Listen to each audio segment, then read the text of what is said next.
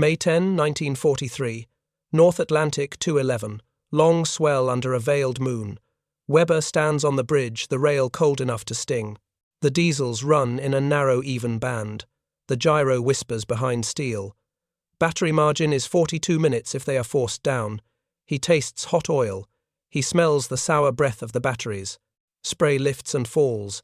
The hull answers with a low, patient tremor. He orders his thoughts into lines and intervals.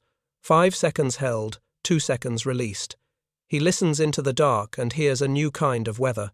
High-frequency direction finding chatter scratches the phone's thin and dry bearings crossing somewhere beyond the horizon. A sweep rides his nerves before it rides his ear air to surface, vessel radar, stepping its rhythm across the sea. Tick, tick, tick. The metronome of a machine that does not know him and does not care. Hold discipline. Do not surface blind into air. The bow feathers the swell. The helmsman keeps the casing clean of foam. Weber sketches a convoy from nothing more than rhythm and smell and the memory of charts. If they are driven under now, the minutes will not be seconds, the minutes will be lungs. 42 minutes paid out in breath and pulse and heat. He feels the number as weight in the chest. Tick, tick. Light arrives like a blade. A white cone tears open the night and nails the sea to itself. The diesels are suddenly too loud. The sky has a voice. A heavy engine dives. The tick becomes a howl. A man curses into his scarf. Hands go slick. Valves bang. Trim wheels spin. Steel shudders and takes the order. Down alarm. The boat drops. The casing sheds the moon. The sea closes above. The light burns on the inside of Weber's eyelids as if it has entered the blood. In the phones, a clipped voice without haste speaks a simple sequence. Vector light on pattern in 25. There had been comfort in the old bargain night as cover, skill as shelter. He knows the bargain is broken. He can feel it in the way the hull breathes, in the way the numbers do not blink. A perfect helmsman faces an ocean filled with sensors. He had a sentence he used when the night felt honest. He would look at the small escorts on the horizon and say with a craftsman's pity, "Their ships are crude boxes with guns." It sounded like certainty. It sounded like standards. It tasted of pride. The bridge crew would laugh softly, because ridicule is a warm coat on cold water. Precision loves to sneer. The truth did not arrive as a theory. It arrived as work. Consider the Type 7 as a ledger of touch. 1,000 hands shape frames, fair plates, polish shafts, until they shine like argument. Each valve face lapped, each pump balanced, each compass laid down with a ceremony of silence. Man-hours as sacrament, hours multiplied by more hours, until the hull is a statement about what men deserve to sail. Perfection is supposed to pay back the investment with stealth and control. The sea, by that logic, is a judge of taste. Now put that ledger beside a different book. A Liberty ship is born as a schedule. Steel goes to yard, plate becomes panel. Welders move like clock hands along seams measured in yards, not in pride. A hull takes shape in days that can be counted on a hand. When it sails, another is already being wired. When one breaks, the answer is not repair as masterpiece. The answer is replacement as policy. It is not beautiful. It is reliable. A factory that knows the hour is not interested in applause. In the headset, the high-frequency direction finding chatter makes a pattern. Bearings cross, then cross again. Somewhere ashore, a clerk marks a board. Somewhere at sea, a corvette angles 3 degrees and calls a course. Somewhere aloft, a crew chief signs off another liberator for night patrol with little ceremony. None of these motions need grace. All of them need to happen now. Throughput is the virtue that mocks polish. He knows it and hates the knowing. The engineer in Weber still loves the perfection of his boat. He loves what a hair of trim will do at periscope, depth how a balanced screw can make a wake a little less honest. He loves that a skilled helmsman can shave noise from a turn. He loves the line of a torpedo track when set by a patient mind. Perfection is a romance between a man and a mechanism, but romance cannot cover an ocean. Metox had felt like a shield when it first hummed. The set caught the enemy's meter and sent a small thrill through the skull. A little edge, a hint before a light. Then the frequency moved out from under it. Centimetric radar stepped over the old defenses like a man stepping over a sleeping dog. The sea had a new wavelength, and the old box did not hear it. Silence became a verdict. He remembers the day the set stopped being a comfort and became a talisman. The crew still touched it with the reverence of habit. The enemy did not care. The enemy had changed the math. The difference keeps showing itself as method. Depth charges promised drama. Men watched the clock, guessed the depth, laid a pattern like a prayer. Drama loves stories about near misses and men with luck in their teeth. Then the hedgehog arrived with a different idea. Do not wait for the right depth. Throw a crown of bombs that only detonate on contact. Let many small chances pile up into certainty. It is not cinematic. It is statistical. A factory's imagination writes this kind of tactic. The ocean does not applaud, but it does comply. Weber tries again to make the case for perfection because it is the only case that honors his dead. A boat made right can creep where a rough one thrashes. A careful ear can hold a few more seconds before the light. A disciplined bridge can take a convoy apart with patience and leave without being seen. All of that is true inside a narrow room called the duel. Outside that room, a different weather system is moving. It is made of escort carriers sailing in files, of corvettes that do not quit the line because the engine is not elegant but it turns, of patrol aircraft that can be in 2 places this hour and 2 more the next. The enemy has found a way to replace time with copies of time. That is what coverage is. In that light, the Type 7's perfection is not betrayed by the men.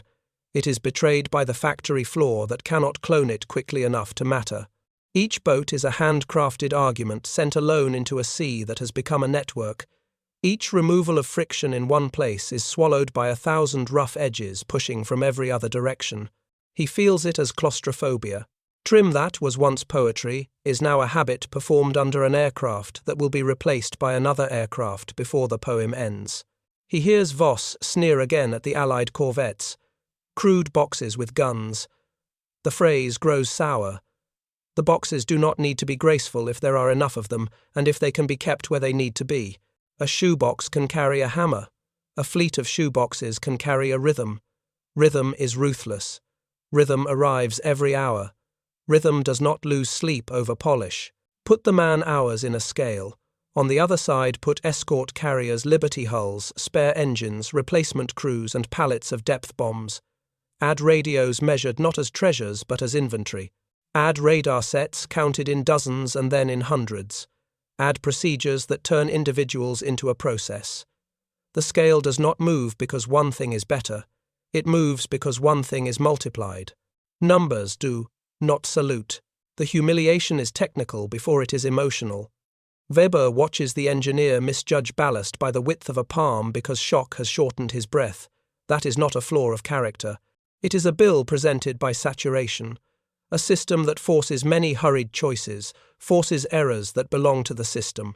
He begins to understand that an enemy who can keep a patrol, overhead, a ship on the line, and a convoy in motion is not asking him to make a fatal mistake. The enemy is asking him to make ordinary mistakes faster than he can correct them. The difference between perfection and utility is not beauty. The difference is forgiveness. He looks again at Metox and hears only memory. He thinks of centimetric radar as a tone with no mercy. He hears the hedgehog as algebra rather than thunder. He thinks of air-to-surface vessel sets and Leigh Lights as a partnership that makes the dark irrelevant. Night, which used to cover him like a friend, has been sold to a new owner. The contract is enforceable at any hour. It would be easier if the defeat were personal. He could blame the wrong rudder, touch, a poor timing, a lapse of nerve. His hands are not blameless, but they are not the story. The story is that the other side selected tools that scale, then built a world in which those tools never have to be excellent, only present. Presence is a pressure. It pushes down on skill until skill cannot raise its head. He stands in the control room and listens to the boat run itself. The craft is still beautiful. The craft still obeys a perfect command set by a steady hand. He loves it, as he always has. He knows that love is unrequited. Somewhere in the night, a liberator circles with fuel enough to loiter. Somewhere a corvette turns a slow circle and keeps its position because the engine does not have to be refined, only running. Somewhere a carrier deck crew brings another aircraft to the line. He imagines the checklists. He imagines the clock. Perfection was supposed to be armor. It has become ceremony. The factory has asked a harder question and given a brutal answer. How many hours of presence can you place over each square mile of ocean every hour without fail? The answer does not respect elegance. It pays with steel on schedule. It rewards those who trade art for attendance. He returns to the phrase he used to love. Their ships are crude boxes with guns. He tries it out again and hears something different. Crude and available. Crude and enough. He feels the hinge turn. They had taught him the old geometry first.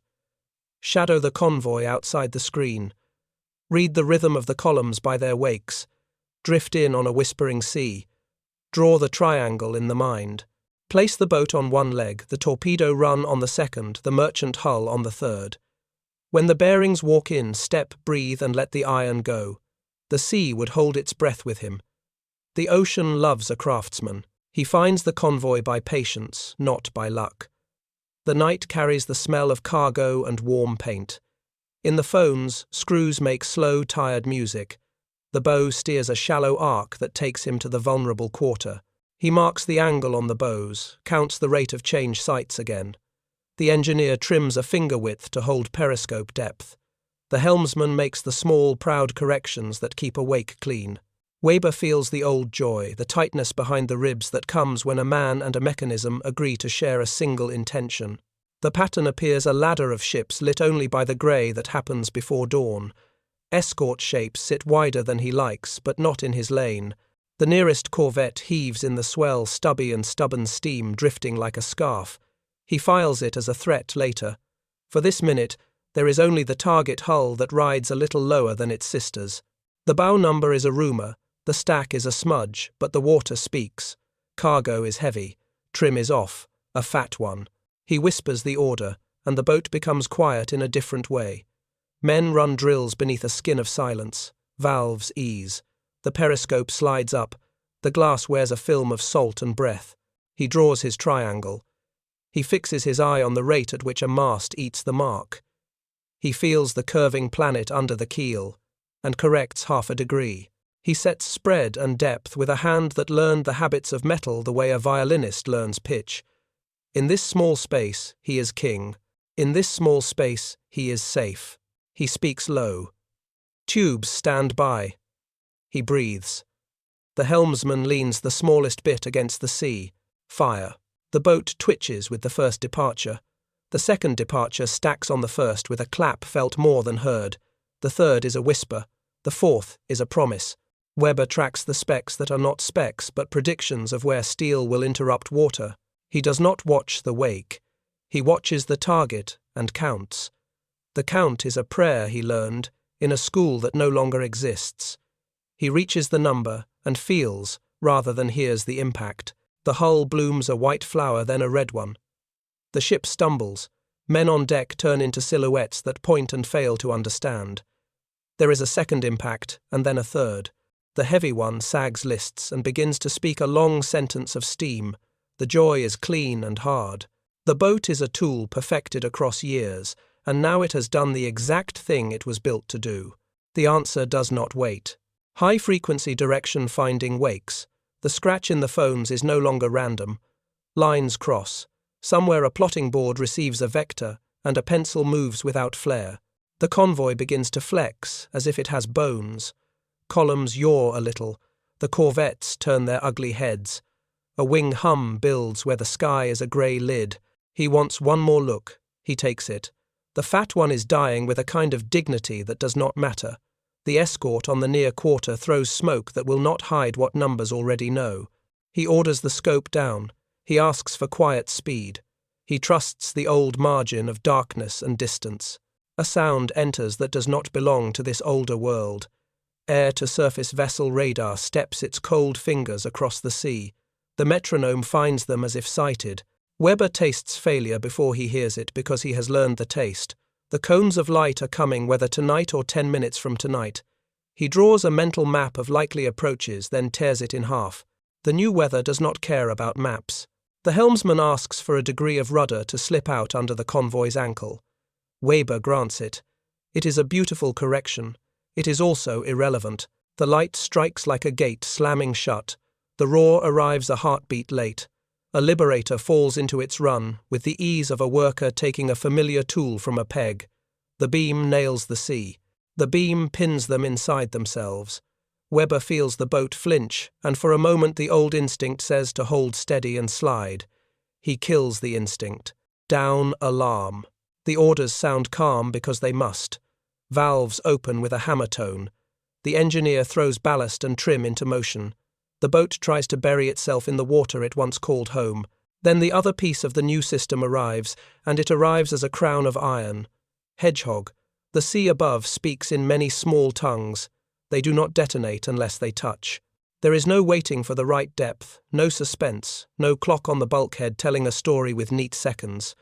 There is only a field of chances landing in a circle and a probability that does not blink. The first pattern misses. The second pattern lands too far aft. Weber keeps the bow where the lesson says the bow should be. The light loses them for a breath and then finds them again. He does not have a plan for this many attempts this quickly. He has a discipline that asks him to make the same right choice again and again, while the sky simply replaces itself. The chief engineer misjudges the trim by the width of a palm. It is not incompetence. It is the debt panic charges against the body. The boat noses deeper than Weber wanted, then wobbles as if offended. He feels the hand of the man at the wheel correcting, then overcorrecting by a hair. A hair matters at 100 meters. The ballast answer comes a fraction late. That fraction matters now too. They level in the cold. The sound profile is bad. The screws complain because the angle is wrong for grace. He asks for a different speed, and the boat gives it, but not with the old polish.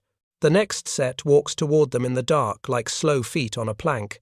He feels the small pressure waves one by one. The light above turns the water thin and mean. It would be clean to sprint. It would be noble to hold to the planned escape track and trust the calm. Neither answer fits the sky. He glances at the engineer and sees the slick on the man's brow, the eyes that do not blink enough. He feels his own hand shake and hates the hand for telling the truth. Surface, sprint, clear the datum. The words taste like betrayal. They are also correct. They burst into a night that has been taken by a different owner. The beam finds them as if by contract. The liberator adjusts by a finger's width and becomes very large. The escort carrier that launched it is nowhere he can reach, but the deck crew who fed that sortie and the next are in the room with him by consequence.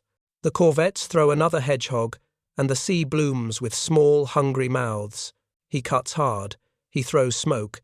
He orders a zig that a teacher would not bless. Discipline bends until it creaks. The boat answers brave and imperfect.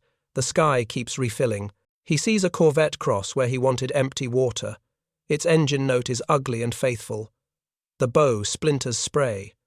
A pattern goes in where he swore he would never be. He has to choose between the elegant dive that once saved a crew and the brutal dodge that may save a moment. He chooses the moment. He feels shame in the choosing, which is another tax the new weather demands. The first contact charge kisses the water near the stern and does not explode. The second lands forward and explodes for a boat that is not exactly there. The third bumps the world near the bow and dies unspent. Algebra writ on iron. He thinks of how depth charges used to teach suspense and understands why this feels worse. Probability does not narrate. Hours become a staccato of approaches and escapes each one less graceful than the last. The engineer works his board with the care of a man repairing a clock in an earthquake. The helmsman keeps the casing free of foam when he can, and fails when he must. The crew repeats procedures until the procedures blur. Weber feels the discipline he loves becoming an act performed for its own sake while the sky conducts a schedule. He takes the boat down again. He brings her to the edge of the quiet. He holds. He measures. He hears silence where he expects thunder. The beam is somewhere else for the first time in a long many minutes. The lungs of the boat count the battery minutes, as if counting teeth. 42 has become a smaller number, and then a smaller one still. He imagines a map of the convoy and sees not a shape but a pressure field, a shifting roof of sensors and steel that is neither clever nor stupid. It is simply there. A distant hull groans where the fat one once sailed. Men in the water call to mothers or to God. A corvette keeps station like a tired dog. The wing turns its circle. Somewhere behind them, an escort carrier signs out another patrol without a speech. Weber understands that he cannot exhaust what is above him. He can only exhaust himself. He brings them out once more when the sky allows a sliver. The moon is a smear. The wind has come up in a way that would have aided a careful man in another year. He aims the bow for shadow and decides he will no longer reward the night with admiration. He will only ask it for time. They do not escape by elegance. They escape because the system above them is busy elsewhere for a handful of breaths, and because steel still obeys a firm hand. He offers the sea a promise that is not noble. He promises to live to tell the crew what must be true. Discipline without relief is a ritual. Against layered coverage and escort carriers, ritual is sacrifice.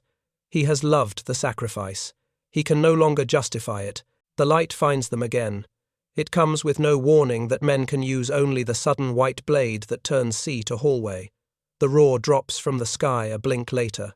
The beam nails the casing and drags along steel as if painting a target on his name. The old instinct wakes and asks him to hold to the quiet, to tilt 1 degree, and let the ocean swallow the noise. He feels his pulse leap so hard it hurts in the throat. The engineer looks at him and waits for the calm order that used to live in this room. He gives the other order.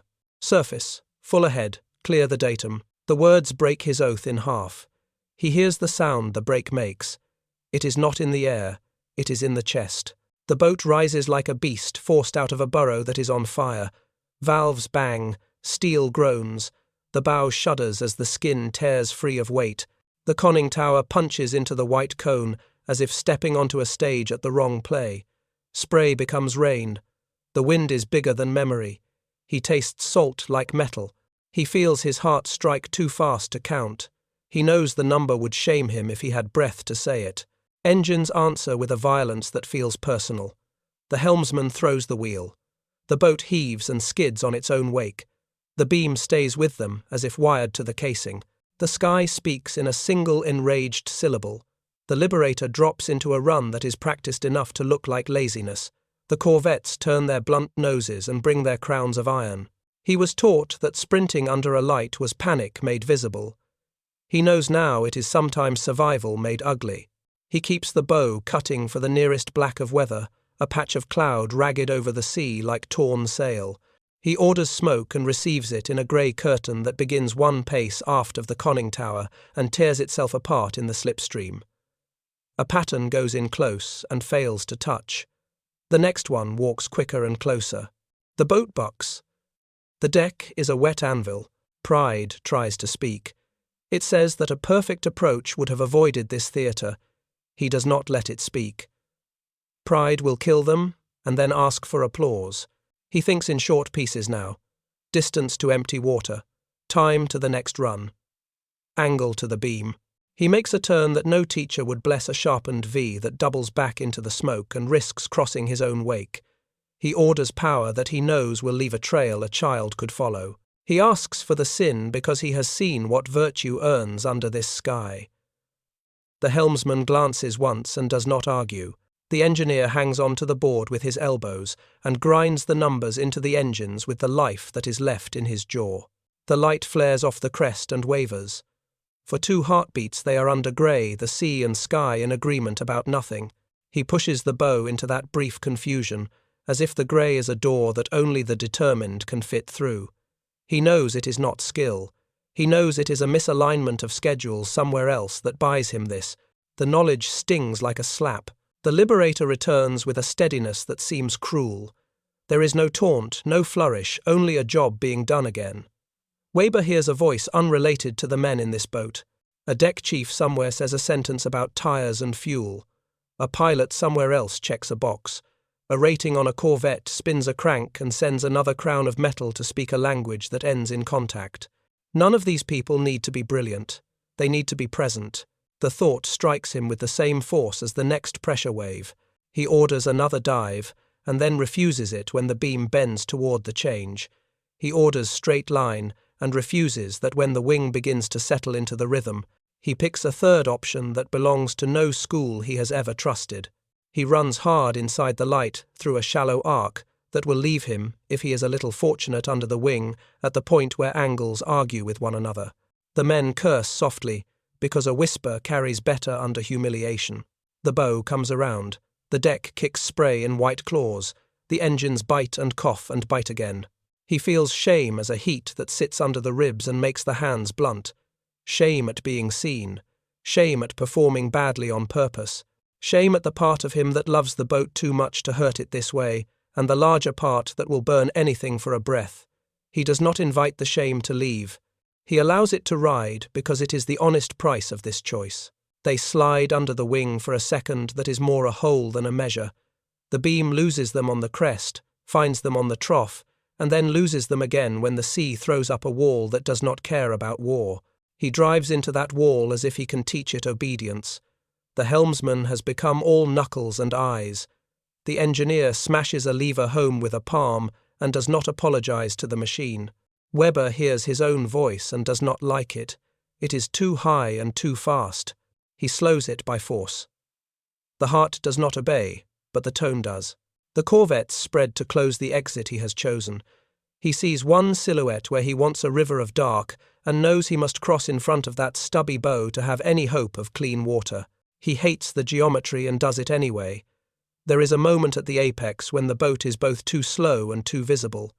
He feels the eyes in the beam as a physical weight. A crown lands for them and misses. Another lands for where they should have gone if they had done the right thing. The beam jumps as the wing claws at the wind to hold the angle. The sea barks with a short, hard sound. A single contact charge bites a patch of water where the bow was and dies unspent. The mathematics of that mercy does not care that he is grateful. He orders down, then up, then a shallow correction, and then down again for no reason but to write nonsense in the water. The boat obeys with resentment. He knows every resentment as if it were a birthmark. He adds them to a list of apologies he will never speak. The night loosens its jaw. A smear of cloud moves with ungainly grace and becomes a ragged roof. The beam thins at its edge. The wing swings wide to regain the clean angle. He steals the space that opens as if picking a pocket. The boat surges. The engines sing a note he has always considered ugly, and he blesses the ugliness as salvation. Silence does not return. Noise simply becomes farther away for a handful of breaths. He can hear the hull think. He can hear the engineer breathe like a man who has been made to run past his pride. He can hear the sea say that it does not care how he names his choices. The shame ripens into something heavier. It is not only the oath. It is the knowledge that the thing he used to be good at has been declared irrelevant by a schedule he cannot touch. He looks at the helmsman and sees skill, and he sees that skill forced into a crouch under a sky that will produce another sortie, whether the helmsman lives or not. He thinks of the younger men who learned from him. He wonders what he has taught them besides a choreography the war no longer performs. He hears talk in his own memory about a new device. A mast that lets a boat breathe while it runs just under the skin. A snorkel. It will come soon. It will make a different kind of night possible. He tries to make hope out of it and finds only a thin thread. A mast will not mute a radar that can see the spray. A narrow pipe will not blind a lamp that can flood the world. A snorkel is a patch placed on a hull that needs an ocean rewritten. It is not nothing. It is also too late for the men he can name without looking at the roster. He knows the calendar as a taste in the mouth. Early 1944 for real use. The war has already turned by the time tools catch up. That is how factories make their jokes. The boat staggers into a field of darker water and lower sky. He throws her down and makes her small. He chooses a speed the textbooks would snort, at a speed that compromises the wake and the battery and the dignity of the hull. He takes it because the sky prefers to hunt the proud. The beam scribbles elsewhere for the first time he can bear to believe. The corvettes lose the immediate arithmetic and return to the wider one that keeps a convoy whole.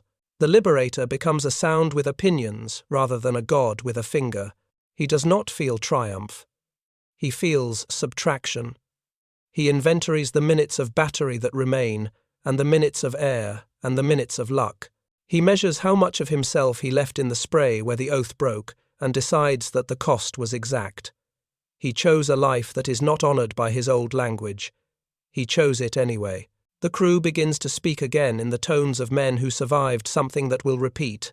Jokes return like stray dogs. The engineer finds a curse that is almost pleasant.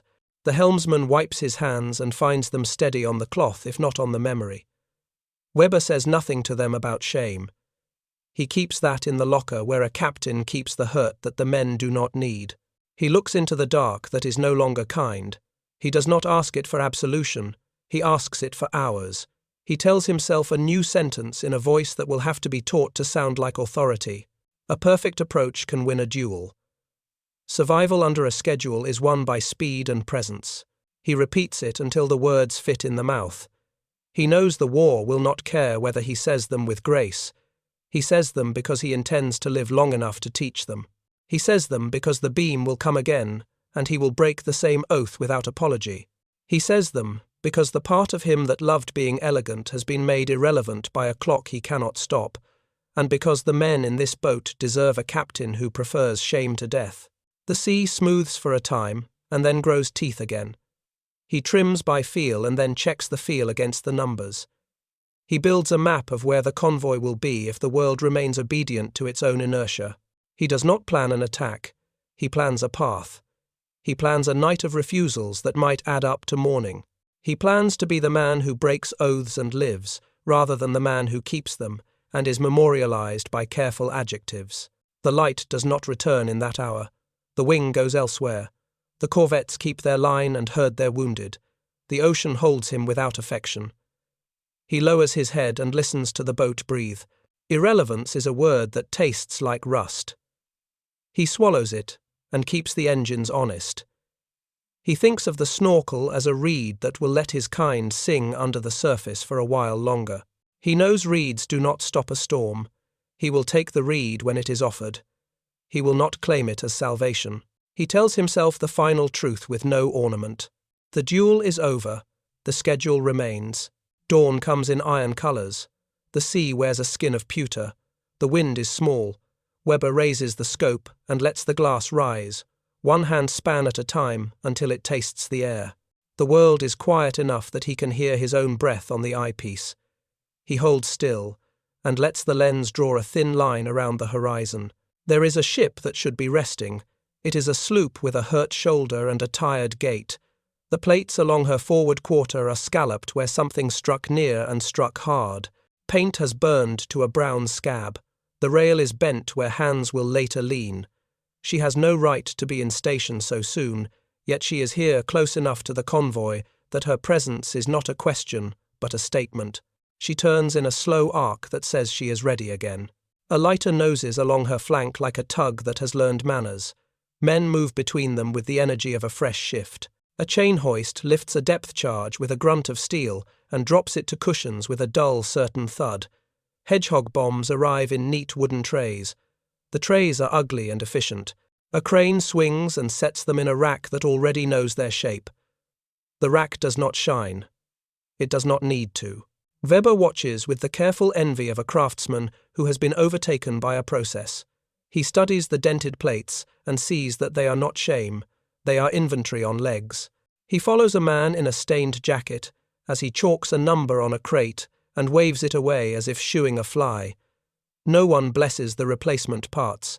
No one polishes the steel for reflection. The work answers to the hour, not to the mirror. A signalman on the sloop lifts flags and drops them again. A runner crosses the deck with a list rolled tight in a fist.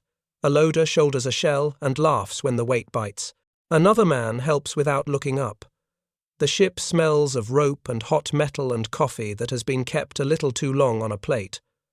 On her quarterdeck sits a set of rails that hold depth charges like loaves of bread. A rating counts them twice, then marks the chalk with a line that Weber cannot read but can understand. Present. Enough. Go. He lowers the scope a hair and lifts it again at the stern, where the sea makes its private deals with a wake. The propeller beats with a blunt, honest rhythm. It is not a refined sound.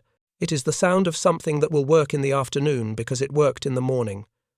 A petty officer kneels by the rail to lash a line and binds it with a knot that belongs to the day's need.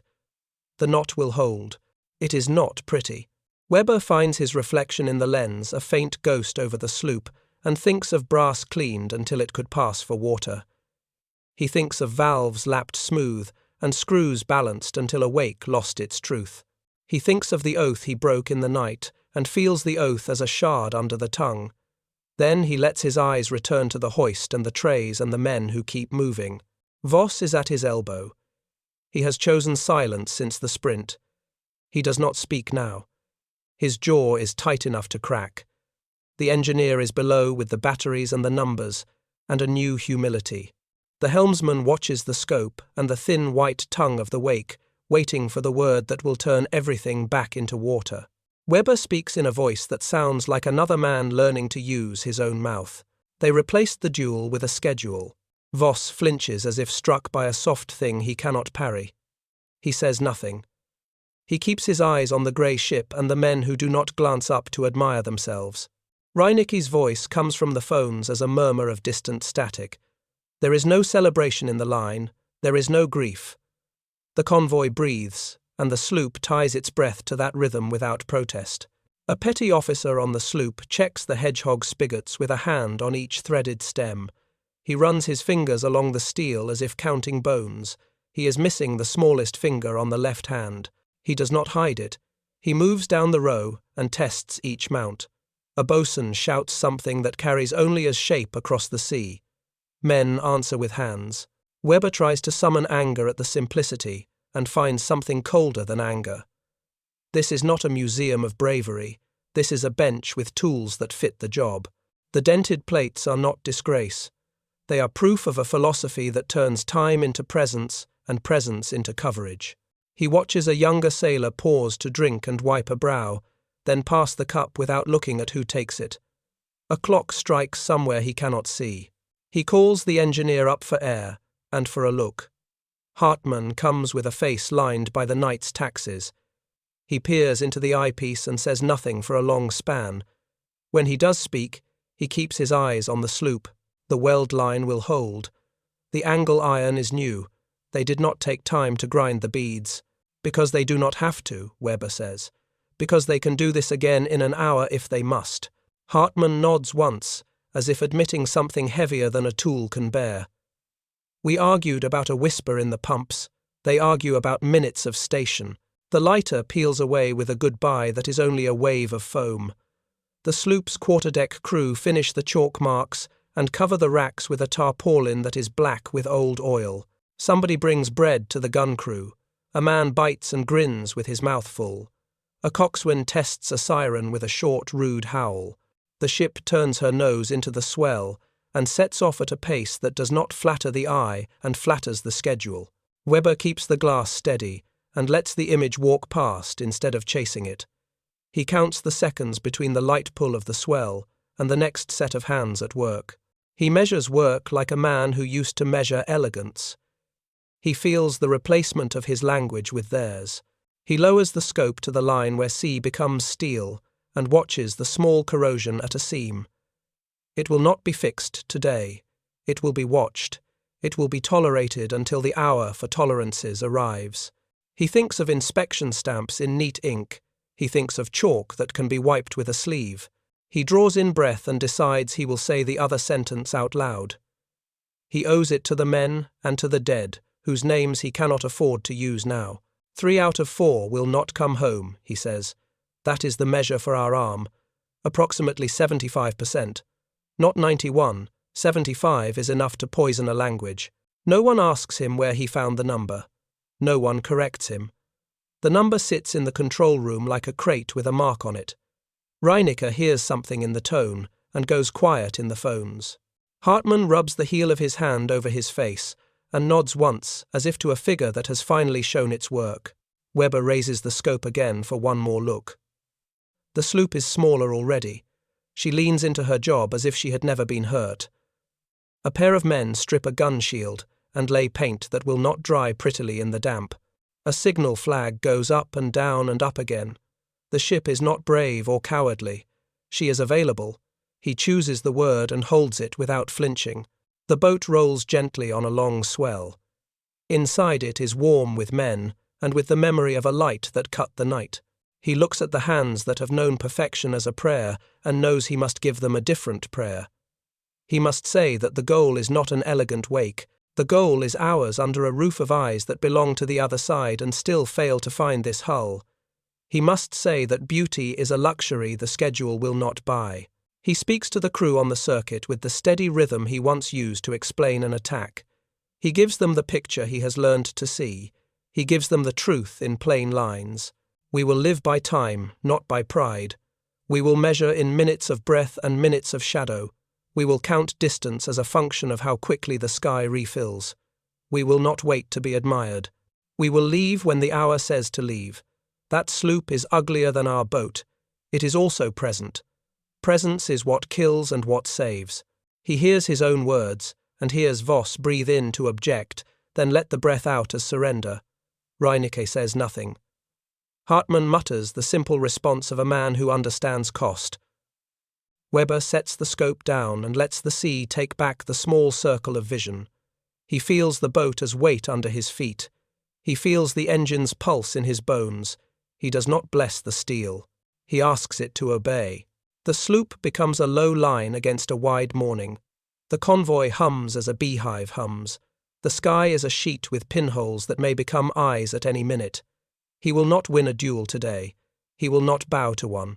He will place his hours where the enemy's schedule is thinnest, and then he will slip away as if ashamed and be content with that. He thinks of the dented plates, and the chalk, and the trays, and the rough welds. He thinks of the number that sits like cold iron in the room. He repeats it once very quiet, so that it will stop shaking his hands. Approximately 75%. The words have no drama. They do not need any. They are a count of how many chairs at how many tables never saw a man return to them. They are the long arithmetic that turns courage into ash. He keeps his voice level, and gives the order to set a course that runs with the swell, and not against it. He chooses a speed that hides more than it impresses.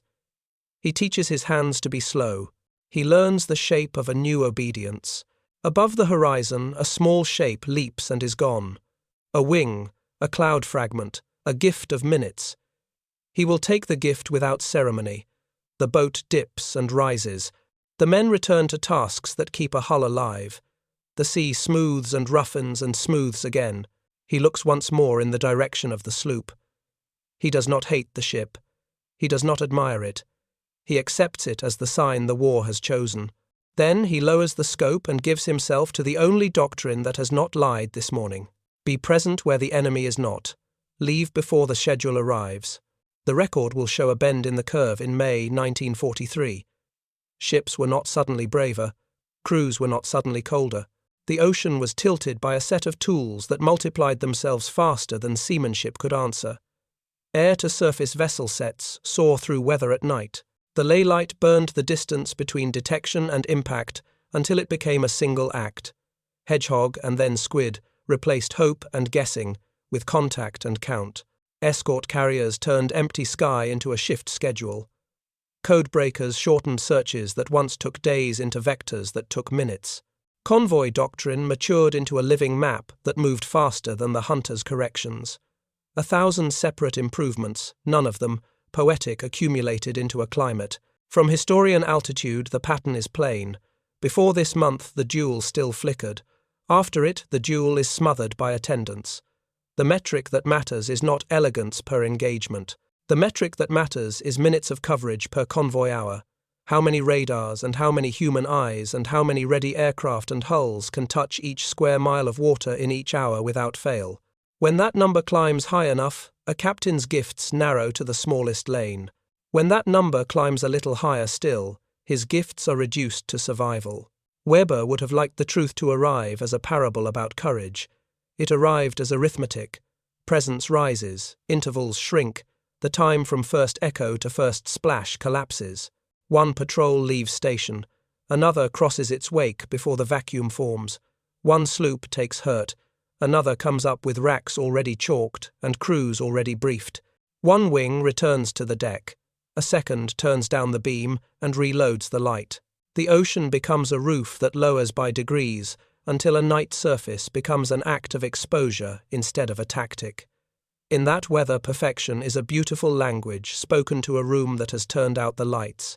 The men inside the numbers still matter, they always will. A helmsman steadies a course, a loader keeps a rhythm, a watch officer holds his fear where it cannot infect a hand. But the balance of the war does not live where craft peaks. It lives where craft is made routine and then multiplied. The enemy learned to make routine travel, to make replacement indistinguishable from repair, to make schedules feel like law. That is why the statistics of that spring harden into a verdict. Weber accepts it because the alternatives are vanity or silence.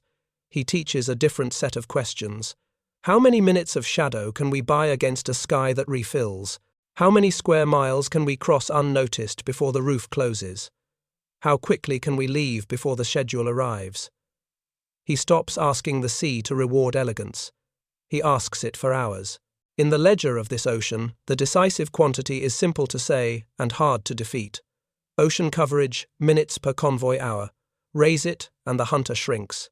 Raise it again, and the hunter recites rituals while the system decides outcomes.